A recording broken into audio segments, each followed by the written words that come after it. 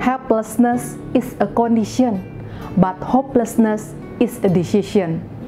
Saudara, bicara soal ketidakberdayaan, saya pikir kita semua pernah mengalaminya. Sebab hidup tidak selalu berjalan sesuai dengan apa yang kita harapkan.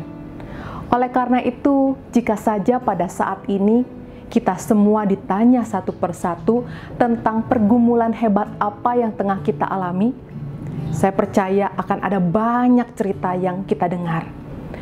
Misalkan seperti yang dialami oleh si A, seorang pengusaha yang tengah menghadapi kondisi usaha yang buruk. Hingga pada saat ini ia ada dalam situasi tidak tahu sampai kapan ia mampu bertahan.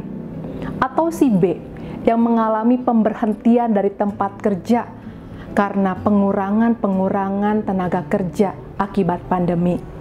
Ia pun tengah ada dalam pergumulan yang hebat sebab ia tidak tahu apakah ia bisa segera mendapatkan pekerjaan yang baru. Tidak hanya sampai di sana, sebab si C pun kemudian bercerita bagaimana ia baru saja mendapatkan berita yang buruk ketika ia divonis mengidap kanker. Dalam kebingungan, ketakutan, ia tidak tahu apakah kanker itu ganas atau tidak. Dan masih banyak hal yang mungkin akan kita dengar sebab banyak kondisi-kondisi sulit yang dialami oleh banyak orang di sekitar kita.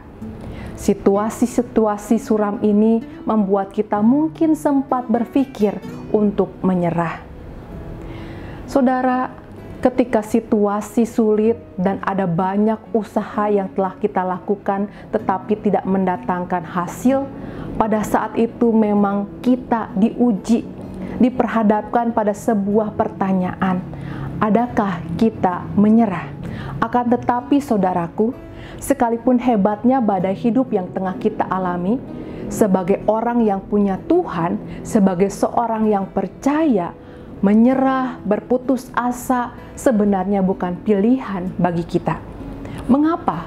Jawabnya karena kita masih punya Tuhan yang tetap bekerja dalam kasih dan kuasa-Nya atas kehidupan kita. Ingat, Mazmur 46 ayat 2-4 yang mengatakan, Allah itu bagi kita tempat perlindungan dan kekuatan, sebagai penolong dalam kesesakan sangat terbukti. Sebab itu kita tidak akan takut sekalipun bumi berubah, sekalipun gunung-gunung bergoncang di dalam laut, sekalipun ribut dan berbuih airnya, sekalipun gunung-gunung goyah oleh geloranya.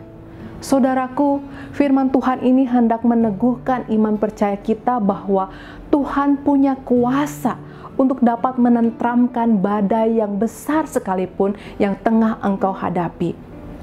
Tetapi jika saudara kemudian bertanya, mengapa pada saat ini saya masih seperti diombang-ambingkan dalam ketidaktahuan dan ketidakpastian? Ingat bahwa badai kehidupan memang Tuhan perkenankan kita alami, karena kita sama seperti makhluk lainnya yang ada dan bergumul di atas muka bumi.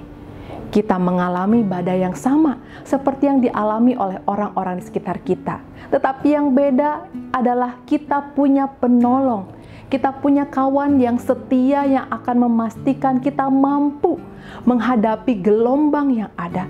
Kita mampu untuk mengatasi persoalan yang ada. Bahkan saudaraku, persoalan kesulitan yang kita hadapi, Tuhan bisa ubahkan untuk dapat menyatakan kebaikannya, untuk dapat menunjukkan kuasa-Nya, bahkan dipakai Tuhan untuk memberkati kita bersama dengan orang-orang di sekitar kita. Oleh karena itu, jangan menyerah.